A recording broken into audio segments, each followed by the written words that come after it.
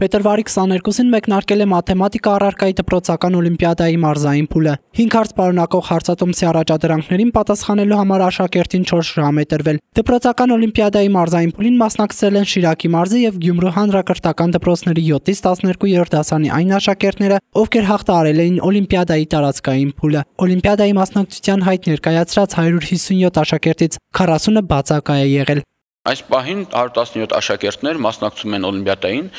Օլիմպիադայի համար տրվում է 4 ժամ 240 րոպե,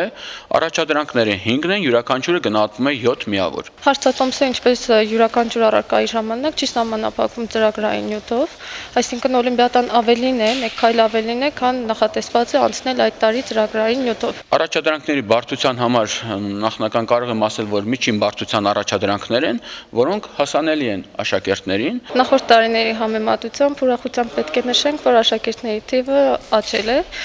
եւ դա պայմանավորված է ոչ միայն թվի ներկայացմամբ, այլ նաեւ ունենք շատ լավ որակ։